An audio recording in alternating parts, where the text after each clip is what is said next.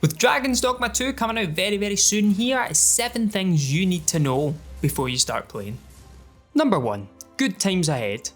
The first thing you need to know is that this is probably going to be a really good game. All the previews for the game where people got their hands on it early have been overwhelmingly positive. Seriously, we couldn't find one negative preview. Just look at all these headlines. Look at all these positive headlines. Oh, so many of them. Some people are even saying that this is a Game of the Year contender. And it's only March. So either this is a must-play game, or some of these games journalists are on something they really shouldn't be. So if you like RPGs, Souls-like, fantasy games, open world adventures, then this might just be a game that has to go on your wishlist. Number 2, this is a standalone adventure. So don't worry if you haven't played the first one, you don't need to, because the team behind Dragons Dogma 2 have made it with the assumption that you haven't played the first one. The story here is your standard fantasy affair. You know, a dragon eats your heart, you become something called an arisen, you decide some stabby payback is in order, and there's some apocalypse future, Game of Thrones style murder politics, reincarnation, timey-wimey stuff. You know, it's just another Tuesday in a fantasy world. I'll combine my magic with yours, that you might cast the spell more quickly. Number 3, pawns. In Dragons Dogma 2, you've also got some help that comes in the form of pawns, which is, you know, they're a bit like the chess pieces.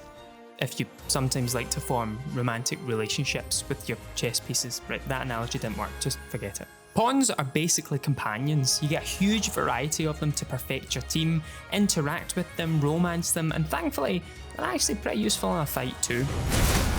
We're assuming that they're going to work pretty similarly to the first game, where you create your pawn and not only do you customise their class and equipment, but you also get to share them with the world. That's right, you can make your pawn available for hire for players all around the world, all around this green globe, complete with all the gear and knowledge that you bestowed upon them.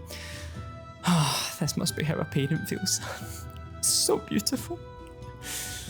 You'll also get the chance to recruit 2 additional pawns from the Rift, which is sort of a pawn network. These hired pawns come equipped with valuable quest info and insights gained from their creators' adventures. So you could have the pawn of a YouTube celebrity like Asmo Gold, if that's the kind of thing that floats your boat.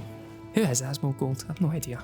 I'm gonna have to Google that after this. I just read the script, I've not really got a brain. I think that there's gonna be like a way for me to make a pawn in like Dragons Dogma 2, like before the game comes out, and then you guys might be able to use that pawn. Number 4, how big is the map? Well, I'll tell you, the map is 4 times as big as the first game's, but has very limited fast travel, which could be a good thing if the world was littered with experiences as much as the devs have promised it'll be. However, making this a bit trickier is that there's not going to be a quest board or quest markers.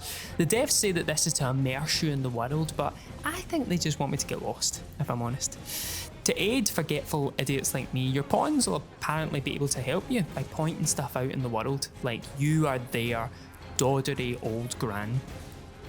Oh, excuse me, son, which way is the quest again? What's that over there, son? Is that an enemy? Do I have to attack him? Okay, then.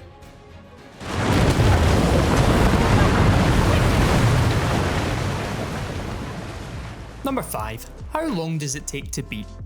So if this game is so huge, how long is it actually going to take to finish?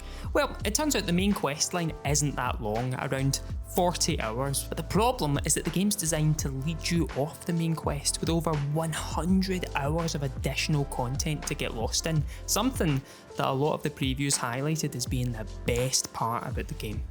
Number 6, your choices are final. That's because when it comes to autosaves and manual saves, there's only going to be one save slot. So that's right, there's no going back if you mess up or murder a whole village just for kicks. You're going to have to live with those actions and all the consequences that follow. But hey, look at the bright side, just gives you an excuse to play through it all over again. Number 7, when is it out? The release date for Dragons Dogma 2 is March 22nd, 2024, and it's coming to PlayStation 5, Xbox Series X and S, and PC. And sadly, it's not cheap, as it's Capcom's first game retailing at $70. There's the extra option though to fork out another $10 for the deluxe edition, which gives you some superior weapons and a bunch of extra in-game items, but that deluxe edition is only available digitally, so might not be for everyone, like me. I like a physical box and a disc, thank you very much. I want something I can put on a shelf. So there you go, 7 things you need to know about Dragons Dogma 2. Is this a game you're going to play? Which class are you going to play? Did you even play the first one? Let us know down in the comments below, and subscribe to the FGS channel to find your next favourite game. Hey, while I've got you as well, why not subscribe to the FGS channel? We've got a whole load of great stuff on there, and come on, you've got this far through the video, you can't hate us that much. A puppet with a penchant for destruction is a nuisance nobody asked for.